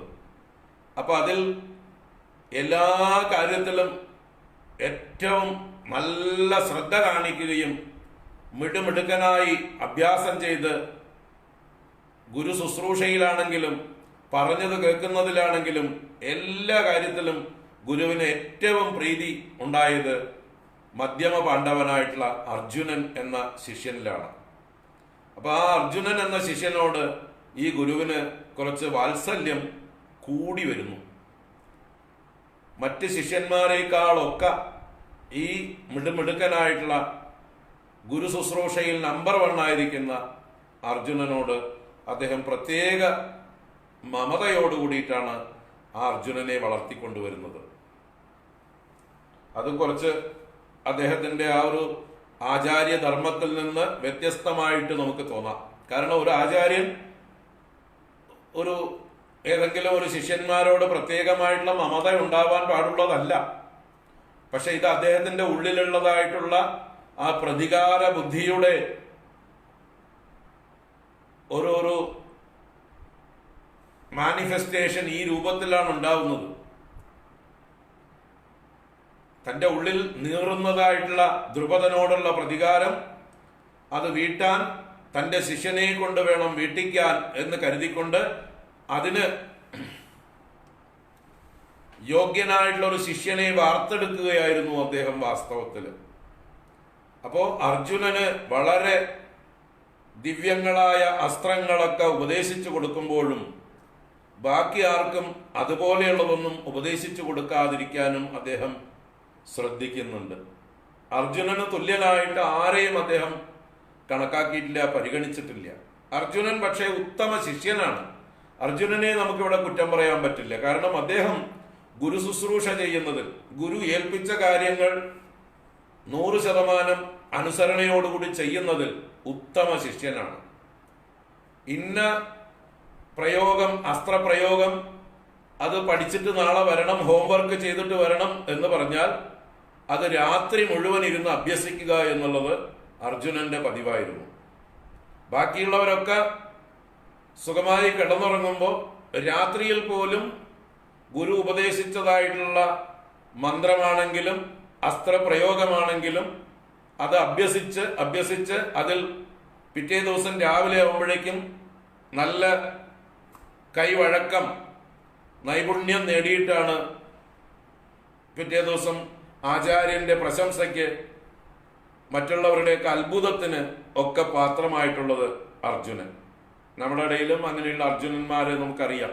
നമ്മളുമൊക്കെ പലപ്പോഴും അങ്ങനെയുള്ള അർജുനന്മാരായിരുന്നിട്ടുണ്ട്.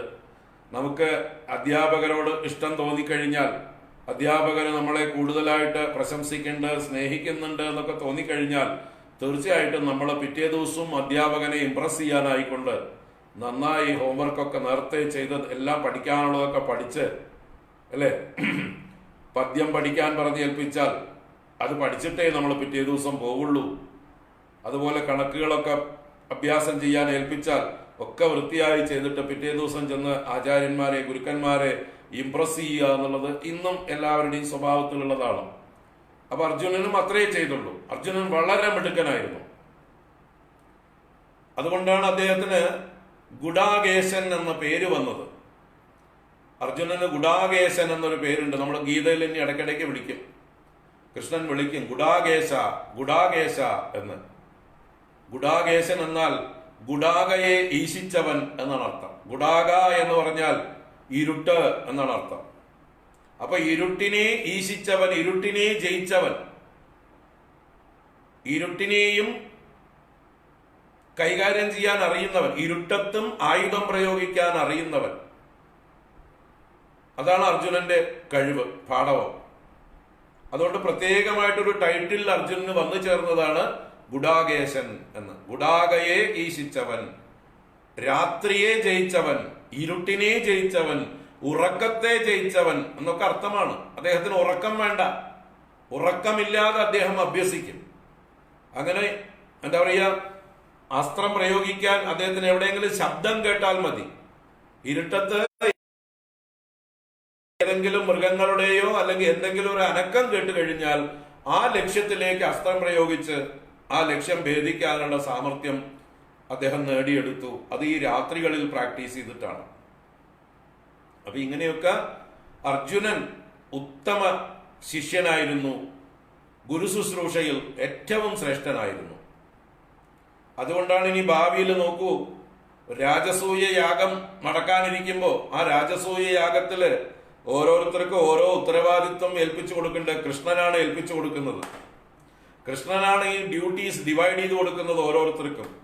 ഇന്നവർക്ക് ഇന്ന ഡ്യൂട്ടി എന്ന് പറഞ്ഞിട്ട് അതില് അർജുനന് കൊടുക്കുന്ന ഡ്യൂട്ടി തന്നെ ഗുരു ശുശ്രൂഷ എന്നാണ്.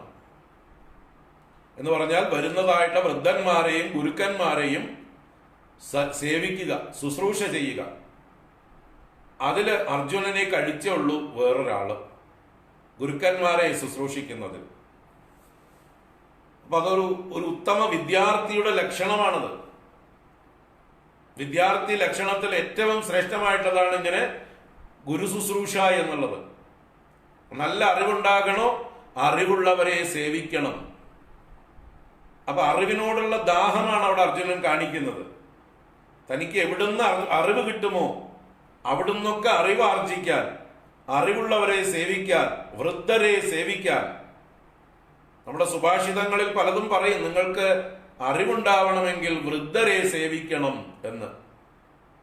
വൃദ്ധരുടെ അടുത്ത് ചെന്നിരുന്ന് വർത്തമാനം പറയണം. ഇത് നമ്മുടെ സംസ്കാരത്തിൽ നിന്ന് നഷ്ടപ്പെട്ടു. ഇന്നത്തെ നമ്മുടെ കുട്ടികളെ വൃദ്ധന്മാരെ കാണലേ ഇല്ല. അവര് ഗൂഗിളിൽ നിന്നാണ് അറിവ് ശേഖരിക്കുന്നത്. അതുകൊണ്ട് ആരോടും അവർക്ക് ബഹുമാനമില്ല.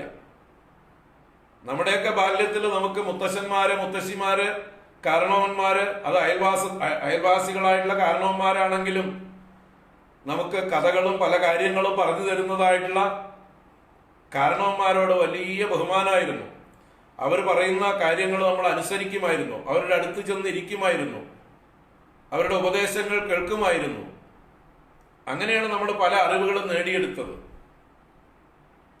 അപ്പൊ അറിവ് വേണോ, അറിവുള്ളവരെ, പരിചയമുള്ളവരെ, ഓരോ രംഗത്തും പരിചയമുള്ളവരെ അല്ലെ നമ്മൾ സേവിക്കണം. അതാണ് അർജുനൻ കാണിച്ചു തരുന്നത്. ഒരു ഉത്തമ ശിഷ്യൻ, നല്ല ശുശ്രൂഷുവായ, ശ്രദ്ധാലുവായ, വിദ്യാവ്യസനിയായ, ഏത് വിദ്യയും പഠിച്ചെടുക്കാൻ അത് അദ്ദേഹത്തിന്റെ ഒരു വീക്ക്നെസ് ആയിരുന്നു. പഠിക്കുക എന്നുള്ളത് വീക്ക്നെസ് ആയിരുന്നു. അങ്ങനെ മിടുമിടുക്കനായിട്ടുള്ള ആ അർജുനന്റെ ആ ഏകാഗ്രതയും ശ്രദ്ധയും പഠിക്കാനുള്ള താല്പര്യവും മനസ്സിലാക്കി, ആ കഴിവുകളും മനസ്സിലാക്കിക്കൊണ്ട് അർജുനനെ നല്ലപോലെ പോഷിപ്പിച്ചുകൊണ്ടിരുന്നു നമ്മുടെ ദ്രോണാചാര്യര്. ബാക്കി സ്വന്തം മകന് പോലും ഉപദേശിക്കാത്ത വിദ്യകളൊക്കെ അർജുനന് ഉപദേശിച്ചു. അർജുനന് അദ്ദേഹം എല്ലാ ദിവ്യാസ്ത്രങ്ങളും പറഞ്ഞു കൊടുത്തു, മന്ത്രങ്ങളൊക്കെ ഉപദേശിച്ചു കൊടുത്തു. അതുപോലെ ബ്രഹ്മാസ്ത്രം പോലും പറഞ്ഞു കൊടുത്തു. ബ്രഹ്മാസ്ത്രം പ്രയോഗിക്കാൻ വേറെ മറ്റുള്ള ശിഷ്യന്മാർക്ക് ആർക്കും അദ്ദേഹം പറഞ്ഞു കൊടുത്തിട്ടില്ല. ആയുധങ്ങളിൽ വെച്ച്, അസ്ത്രശസ്ത്രങ്ങളിൽ വെച്ച് ഏറ്റവും വലിയ, ഏറ്റവും രഹസ്യവും ഏറ്റവും വലിയ ആയുധവുമാണ് ബ്രഹ്മാസ്ത്രം. അത് ഈ പാണ്ഡവന്മാരിൽ അർജുനന് മാത്രമേ അറിയുള്ളൂ. ബാക്കി കൗരവന്മാർക്ക് ആർക്കും അറിയില്ല. ആ ബ്രഹ്മാസ്ത്ര പ്രയോഗം, അതിന്റെ മന്ത്രവും പ്രയോഗവും, അതിന്റെ പ്രയോഗവും ഉപസംഹാരവും, അത് രണ്ടും ദ്രോണാചാര്യര് ഈ ഉത്തമ ശിഷ്യനായിട്ടുള്ള അർജുനന് പഠിപ്പിച്ചു കൊടുത്തു. ഇത് കണ്ടിട്ട് അശ്വത്ഥാമാവെന്ന സ്വന്തം പുത്രൻ അച്ഛനോട് വാശി പിടിച്ചു, എനിക്കും പഠിക്കണം, എനിക്കും ബ്രഹ്മാസ്ത്രം ഉപദേശിക്കൂ, എനിക്കും ബ്രഹ്മാസ്ത്രം ഉപദേശിക്കൂ എന്ന്. പക്ഷേ മനസ്സുണ്ടായിരുന്നില്ലേ അദ്ദേഹത്തിന്. എങ്കിലും മകൻ എന്നുള്ള മമത കൊണ്ട്, ആ മകന്റെ ശാഠ്യം കൊണ്ട്, കാരണം മകൻ അർഹനായിരുന്നില്ല, എടുത്തുചാട്ടക്കാരനായിരുന്നു അശ്വത്ഥാമാവ്. പക്ഷെ അച്ഛനോട് നിർബന്ധിച്ച് ബ്രഹ്മാസ്ത്ര പ്രയോഗം പഠിച്ചെടുക്കുന്നുണ്ട്. അത് പ്രയോഗം മാത്രം പഠിച്ചു കഴിഞ്ഞപ്പോൾ പഠിപ്പ് നിർത്തി. അതിന്റെ ഉപസംഹാര മന്ത്രവും കൂടി പഠിച്ച് ഉപസംഹരിക്കാൻ പഠിക്കണമായിരുന്നു. അതറിയില്ല ആർക്ക്? അശ്വത്ഥാമാവിന്. സ്വന്തം അച്ഛനിൽ നിന്ന് ബ്രഹ്മാസ്ത്ര പ്രയോഗം പഠിച്ചു, ഉപസംഹാരം പഠിക്കാതിരുന്നു. അത് നമുക്കിനി ഭാഗവതത്തിൽ കാണാം. മഹാഭാരതത്തിൽ അവസാനം 18-ാം ദിവസം യുദ്ധമെല്ലാം കഴിഞ്ഞ ശേഷം ഉണ്ടാകുന്ന സംഭവങ്ങളിൽ ഈ അശ്വത്ഥാമാവ് പാണ്ഡവന്മാരെ നശിപ്പിക്കാൻ ബ്രഹ്മാസ്ത്ര പ്രയോഗം ചെയ്യുന്ന കഥ കാണാം. അല്ലേ? നമ്മുടെ ശ്രീമദ് ഭാഗവതത്തില് 7-ാം അധ്യായത്തില്, പ്രഥമ സ്കന്ധത്തിൽ 7-ാം അധ്യായത്തില് ഈ കഥ വരുന്നത്. അതിനുശേഷമാണ് കുന്തി സ്തുതി വരുന്നത് 8-ാം അധ്യായത്തില്. അപ്പോ ആ ബ്രഹ്മാസ്ത്രം അത് അശ്വത്ഥാമാവ് മാത്രം സൂത്രത്തിൽ അച്ഛനെ സ്വാധീനിച്ച് അച്ഛനിൽ നിന്ന് പ്രയോഗം പഠിച്ചു, അതിന്റെ ഉപസംഹാരം പഠിച്ചില്ല. അപ്പൊ ഇങ്ങനെ ആ ദ്രോണാചാര്യര് മനസ്സിൽ ഈ അർജുനനെ തന്റെ ദ്രുപദൻ എന്ന ശക്തനായ രാജാവിനെതിരായിട്ടുള്ള ഒരു എന്താ പറയുക യോദ്ധാവായി വളർത്തിക്കൊണ്ടുവരികയാണ്, പ്രതികാരം ചെയ്യാനായിക്കൊണ്ട്. ഈ കൂട്ടത്തിലാണ് വേറെ പലരും വിദ്യാഭ്യാസത്തിനായിട്ട് ദ്രോണരുടെ അടുത്ത് വരുന്നുണ്ടെങ്കിലും അവരെയൊക്കെ നിഷേധിക്കുന്നതായിട്ട് സന്ദർഭങ്ങൾ ഉണ്ടാകുന്നുണ്ട്. അതൊക്കെ ധർമ്മമാണോ എന്ന് ചിന്തിക്കുക. ഒരു ഉത്തമനായിട്ടൊരു ബ്രാഹ്മണൻ തൻ്റെ അടുത്ത് വിദ്യയ്ക്കായി കൊണ്ടുവന്നാൽ ഓരോരുത്തരുടെയും അർഹതയ്ക്കനുസരിച്ച് അവരുടെ ക്വാളിഫിക്കേഷനും ഗുണങ്ങളും അനുസരിച്ച് അവർക്ക് വിദ്യ ഉപദേശിച്ചു കൊടുക്കേണ്ടത് ഒരു ഉത്തമ ബ്രാഹ്മണനായിട്ടുള്ള ആചാര്യന്റെ ധർമ്മമാണ്. പക്ഷെ അദ്ദേഹം പലർക്കും വിദ്യ നിഷേധിക്കുന്നതായിട്ട് സന്ദർഭങ്ങളുണ്ട്. അതാണ് കർണന് അദ്ദേഹം വിദ്യ നിഷേധിക്കുന്നു. ദ്രോണാചാര്യൻ നിഷേധിച്ച ശേഷമാണ് കർണൻ പിന്നീട് പരശുരാമന്റെ അടുത്ത് ചെന്ന് അഭ്യാസം ചെയ്യുന്നത്. അപ്പൊ കർണനെ അദ്ദേഹം സൂതപുത്രൻ എന്ന് കണക്കാക്കിക്കൊണ്ടാണ്, ക്ഷത്രിയനല്ല, ഇവരുടെ കൂട്ടത്തിൽ കൂട്ടാൻ പറ്റില്ല എന്നുള്ള ഒരു അർത്ഥത്തിലാണ് അദ്ദേഹത്തെ നിഷേധിക്കുന്നത്, പറഞ്ഞു വിടുന്നത്. അതുപോലെ ഏകലവ്യൻ എന്ന ഒരു വനവാസി ബാലൻ ഇദ്ദേഹത്തെ ഗുരുവായി സങ്കല്പിച്ചുകൊണ്ട് അഭ്യാസം ചെയ്ത ആ വിദ്യാർത്ഥിയുടെ ഗുരുദക്ഷിണയായിട്ട് വലത് കൈയിന്റെ പെരുവിരൽ തന്നെ മേടിച്ചെടുത്തു. കാരണം അർജുനനേക്കാൾ ശക്തനായി വളർന്നാലോ എന്നുള്ളതായിട്ടുള്ള ആ ഒരു ഭയം കൊണ്ട്. അപ്പൊ ഇങ്ങനെയൊക്കെ ചില പ്രവൃത്തികള് ദ്രോണാചാര്യരുടെ ധർമ്മലംഘനമായിട്ട് തന്നെ നമുക്ക് കാണേണ്ടി വരും. അദ്ദേഹത്തിന്റെ സ്വഭാവത്തിൽ വന്ന കാലം കൊണ്ട് വന്നതായിട്ടുള്ള മാറ്റമാണത്. ഈ കാലം ഒരു ബ്രാഹ്മണനെ എങ്ങനെ രജോ ഗുണം തമോ ഗുണം വർദ്ധിപ്പിക്കുന്നു എന്ന് കാണിക്കുകയുള്ളത്.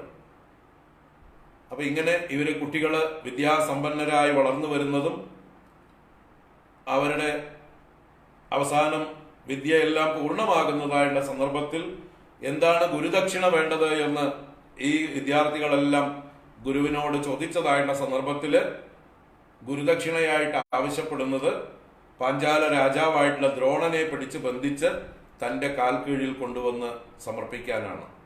ദ്രുപദനെ ബന്ധിച്ച് കൊണ്ടുവന്ന് തന്റെ കാൽ കീഴിൽ സമർപ്പിക്കാനാണ് തന്റെ വിദ്യാർത്ഥികളോട് അദ്ദേഹം ഗുരുദക്ഷിണ ആവശ്യപ്പെട്ടത്.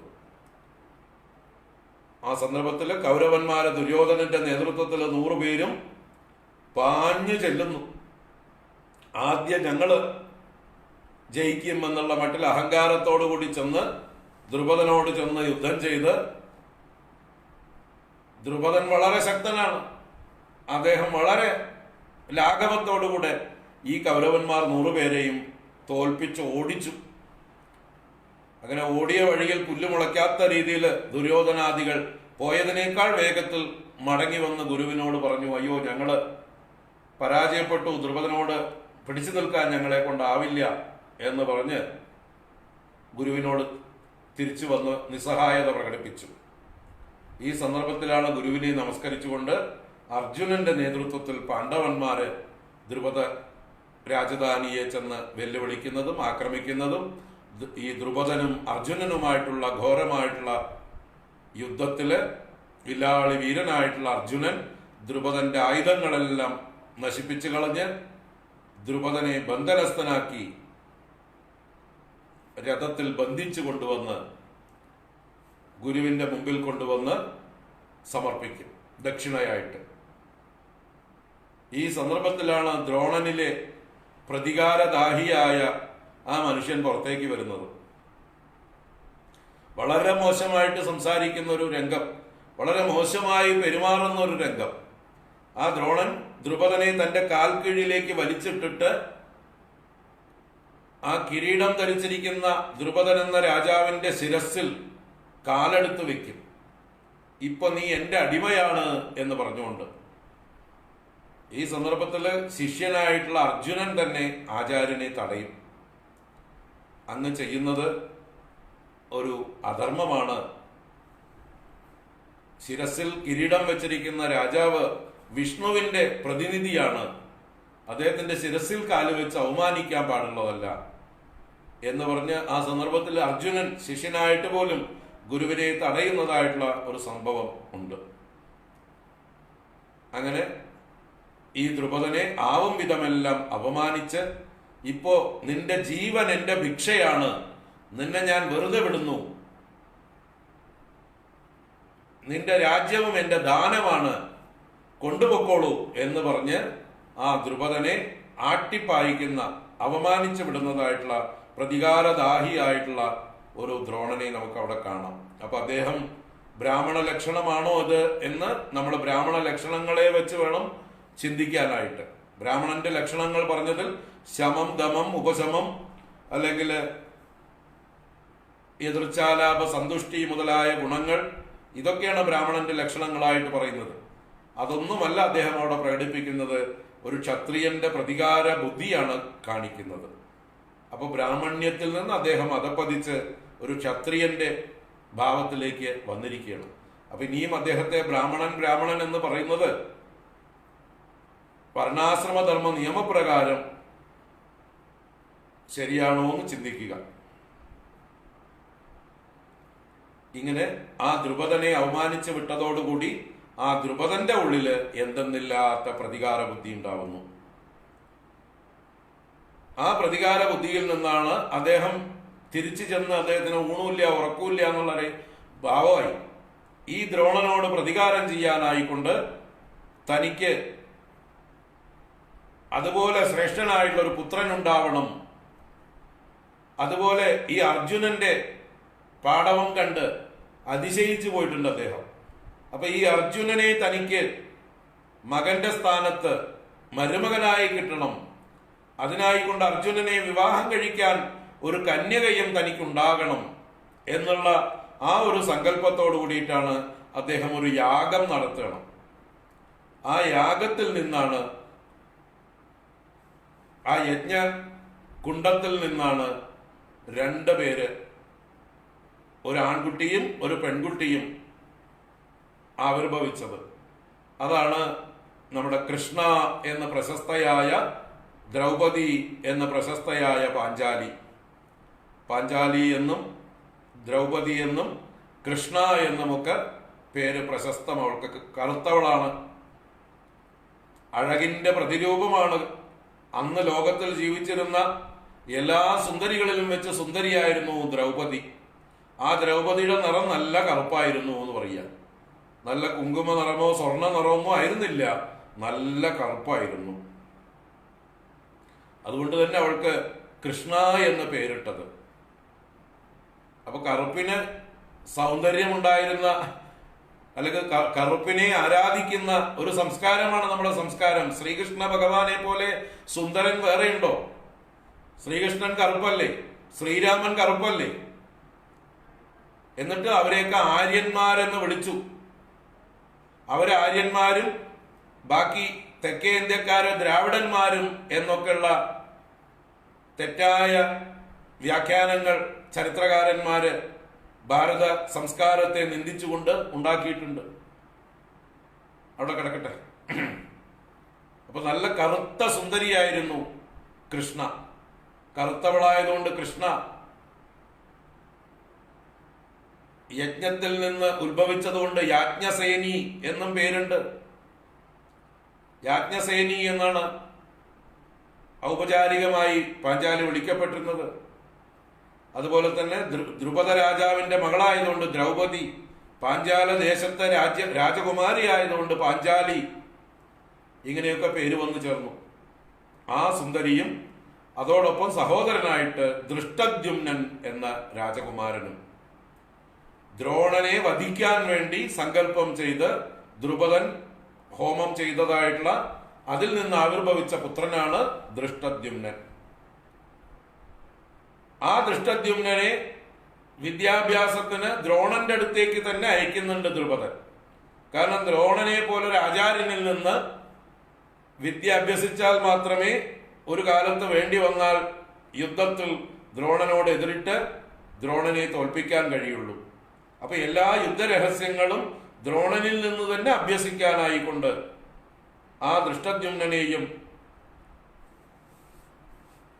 ദ്രോണന്റെ കീഴിൽ തന്നെ പഠിപ്പിക്കാൻ നമ്മുടെ ദ്രുപദൻ തന്നെ അയക്കുന്നുണ്ട്. ദ്രോണൻ അദ്ദേഹത്തിന് വിദ്യാഭ്യാസം ചെയ്തു കൊടുക്കുന്നുണ്ട്. എന്തായിരിക്കും അദ്ദേഹത്തിന്റെ ഉള്ളില്? തന്റെ ശിഷ്യനായി കഴിഞ്ഞാൽ തന്നെ ഉപദ്രവിക്കില്ല, തന്നെ വധിക്കില്ല എന്നുള്ള സങ്കല്പം ഉണ്ടായിരുന്നിരിക്കാം. അവിടെ നമുക്ക് അങ്ങനെ വായിച്ചെടുക്കാൻ വേണമെങ്കിൽ, അതൊന്നും വ്യക്തമാക്കി പറഞ്ഞിട്ടില്ല അവിടെ. പക്ഷെ നമ്മുടെ ഭഗവത്ഗീത ആരംഭിക്കുമ്പോൾ 1-ാം അധ്യായത്തില് ദുര്യോധനൻ ആചാര്യനെ പരിഹസിക്കുന്ന രീതിയിലാണ് ദൃഷ്ടദ്യുമ്നനെ അവതരിപ്പിക്കുന്നത്, അല്ലെ? പാണ്ഡവ സൈന്യം അണിനിരന്ന് നിൽക്കുന്നത് കണ്ടിട്ട് പാണ്ഡവ സൈന്യത്തിന്റെ സർവ്വസേനാ നായകനാണ് ദൃഷ്ടദ്യുമ്നൻ. ദൃഷ്ടദ്യുമ്നന്റെ നേതൃത്വത്തിലാണ് വജ്രവ്യൂഹം എന്ന് പറയുന്ന സൂചിമുഖം. വജ്രം എന്ന് പറഞ്ഞാൽ ഇവിടെ വജ്രവ്യൂഹം എന്ന് പറഞ്ഞാൽ ഒരു സൂചി പോലെ, സൂചിയുടെ അഗ്രം പോലെ അറ്റത്ത് മൂർച്ചയേറി പുറകിലേക്ക് വികസിച്ചു വരുന്നതായിട്ടുള്ള സേനാവ്യൂഹം. ഏത് സേനാവ്യൂഹത്തിന്റെ ഉള്ളിലേക്കും തുളച്ചു കയറുന്നതായിട്ടുള്ള ആ ഒരു രീതിയാണത്. സൂചിമുഖം പോലെയുള്ള വജ്രവ്യൂഹം. ആ വജ്രവ്യൂഹം ചമച്ചത് ദൃഷ്ടദ്യുമ്നനാണ്. ആ ദൃഷ്ടദ്യുമ്നൻ ഇതൊക്കെ പഠിച്ചത്, ഈ യുദ്ധതന്ത്രങ്ങളൊക്കെ പഠിച്ചത് ദ്രോണാചാര്യരിൽ നിന്നും. അപ്പോ ആചാര്യനിൽ നിന്ന് പഠിച്ച വിദ്യകളാണ് അവിടെ അദ്ദേഹം അവതരിപ്പിച്ചത് യുദ്ധരംഗത്ത്. അപ്പൊ നമ്മുടെ ദുര്യോധനൻ ദ്രോണാചാര്യരെ സമീപിച്ചുകൊണ്ട് പറയുന്നില്ലേ, ആചാര്യ ഉപസംഗമ്യ രാജാ വചനമബ്രവീത് പശ്യൈതാം പാണ്ഡുപുത്രാണാം ആചാര്യ മഹതീം ചമൂം വ്യൂഢാം ദ്രുപദപുത്രേണ തവ ശിഷ്യേണ ധീമത. ഭഗവത്ഗീതയുടെ 1-ാം അധ്യായത്തിൽ ആരംഭത്തിൽ ദുര്യോധനൻ ദ്രോണാചാര്യരെ സമീപിച്ച് പാണ്ഡവ സൈന്യത്തെ കാണിച്ചു കൊടുക്കുന്ന രംഗം. ദ്രുപദപുത്രനായ ബുദ്ധിമാനാൽ വ്യൂഹമാക്കപ്പെട്ടതായിട്ടുള്ള പാണ്ഡവന്മാരുടെ സൈന്യത്തെ കണ്ടാലും ആചാര്യ, അവിടെ ഒരു പരിഹാസമുണ്ട്, ഒരു നിന്ദയുണ്ട്. തവ ശിഷ്യേണ എന്ന് പറയുന്നുണ്ട്, അങ്ങയുടെ ശിഷ്യനായ ദ്രുപദപുത്രനാൽ. അപ്പൊ ദ്രുപദൻ അങ്ങയുടെ ശത്രു, ആ ശത്രുവിന്റെ പുത്രനെ അങ്ങ് തന്നെ അഭ്യസിച്ചില്ലേ? അങ്ങേക്ക് അന്തകനായിട്ട് അങ്ങയെ വധിക്കാനുള്ള വിദ്യകളൊക്കെ അങ്ങ് തന്നെ അവന് ഉപദേശിച്ചില്ലേ എന്നുള്ള മട്ടിലൊരു പരിഹാസ ശബ്ദത്തില് ദ്രോണന്റെ ഉള്ളില് വൈരാഗ്യം വളർത്താൻ, ദ്രോണന്റെ ഉള്ളില് വീറും വാശിയും വർദ്ധിപ്പിക്കാൻ അങ്ങനെ ഒരു പ്രയോഗം ചെയ്യുന്നുണ്ട്. അപ്പൊ അങ്ങനെയുള്ള ആ ദൃഷ്ടദ്യുമ്നൻ യാഗഭൂമിയിൽ നിന്ന് ഉത്ഭവിച്ചവനാണ്. പാഞ്ചാലി എന്ന കൃഷ്ണ യാഗകുണ്ഡത്തിൽ നിന്ന് യൗവനയുക്തയായി തന്നെ വന്നവളാണ്. അയോനിജയാണ്. അയോനിജ എന്ന് പറഞ്ഞാൽ ഒരു അമ്മയുടെ ഗർഭപാത്രത്തിൽ നിന്ന് വന്നവളല്ല, ദിവ്യമായിട്ടുള്ള ഒരു അവതാരമാണ് എന്ന് പറയാം. അപ്പൊ അങ്ങനെയുള്ള ഇവരുടെ ദൃഷ്ടദ്യുമ്നന്റെയും പാഞ്ചാലിയുടെയും ഉൽപ്പത്തി അതെന്തിനു വേണ്ടി എന്ന് മനസ്സിലാക്കുക. ദ്രുപദന്റെ സങ്കല്പം അർജുനനെ തന്റെ മരുമകനായി കിട്ടാൻ കൂടിയാണ്. അർജുനന്റെ മഹത്വം അദ്ദേഹം തിരിച്ചറിഞ്ഞു. അർജുനനിലെ ഏറ്റവും ശ്രേഷ്ഠനായ ക്ഷത്രിയ ധർമ്മം അദ്ദേഹം തിരിച്ചറിഞ്ഞു. കാരണം തന്നെ അവമാനിക്കുന്ന ആചാര്യനെ തടയുന്ന ശിഷ്യനെ കണ്ടു. അവിടെ തന്റെ തലയിൽ കാലുവെച്ച് തന്നെ അപമാനിച്ചതായുള്ള സന്ദർഭത്തിൽ ധൈര്യപൂർവം ആചാര്യനെ തടയുന്ന ഒരു ശിഷ്യൻ. എത്ര വിനീതനായിട്ടുള്ള ശിഷ്യനാണ്, എത്ര ശുശ്രൂഷ ചെയ്യുന്ന ശിഷ്യനാണ്, എല്ലാം ശരി തന്നെയാണ്. പക്ഷെ ധർമ്മത്തിന്റെ ഒരു സംഭവം വന്നപ്പോ അത് തുറന്നു പറയാൻ മടി കാണിച്ചില്ല. അതാണ് അർജുനന്റെ ഋജുത്വം. അർജുനൻ എന്ന് പറഞ്ഞാൽ തന്നെ ഋജുത്വമുള്ളവനെന്നാണ്. ഋജുത്വം എന്ന് പറഞ്ഞാല് ആർജവം, സത്യസന്ധത, നിഷ്കളങ്കത, ഉള്ളിലുള്ളത് തുറന്നു പറയുന്ന ധൈര്യമുള്ള ആ സ്വഭാവം, അതാണ് അർജുനത്വം. അർജുന ശബ്ദത്തിന്റെ അർത്ഥം തന്നെ സ്ട്രെയിറ്റ് ഫോർവേഡ്, നിഷ്കളങ്കൻ, സത്യസന്ധൻ, സത്യം പറയുന്നതിന് ഒരു മടിയുമില്ലാത്ത ധീരൻ, ധർമ്മം പ്രവർത്തിക്കുന്നതിന് ഒരു മടിയുമില്ലാത്ത ധീരൻ, ഉത്തമ ക്ഷത്രിയൻ എന്നർത്ഥമാണ്.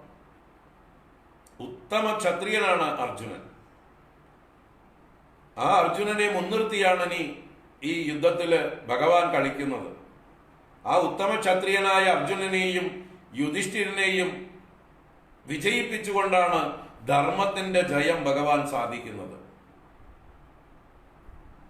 അപ്പോ ഇങ്ങനെയൊക്കെയുള്ള സംഭവങ്ങൾ ഇതിന്റെ പശ്ചാത്തലത്തിലുണ്ട്.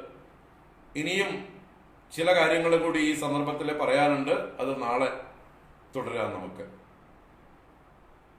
നമ്മുടെ കർണന്റെ പശ്ചാത്തലം, കർണൻ ദുര്യോധന പാളയത്തിൽ എത്തുന്ന കഥ, ദുര്യോധനന്റെ വിധേയനായി തീരുന്ന കഥ, അതൊക്കെ നമുക്ക് നാളെ കാണാം. എന്നിട്ട് വേണം സഭാപർവത്തിലേക്ക് കടക്കാൻ.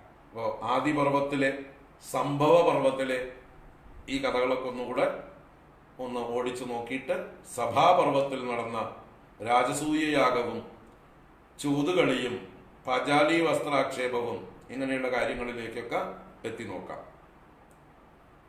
ഇന്ന് ഇവിടെ നിർത്തുകയാണ്. എല്ലാവർക്കും ശുഭരാത്രി.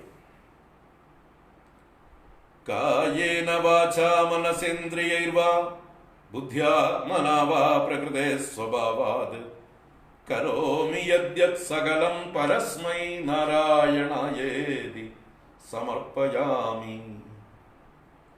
ഓം ശാന്തി ശാന്തി ശാന്തി. ഹരി ഓം ശ്രീ ഗുരുഭ്യോ നമഃ. ഹരി ഓം. നാളെ കാണാം. ഹരി ഓം. എല്ലാവർക്കും ശുഭരാത്രി, സുഖനിദ്ര.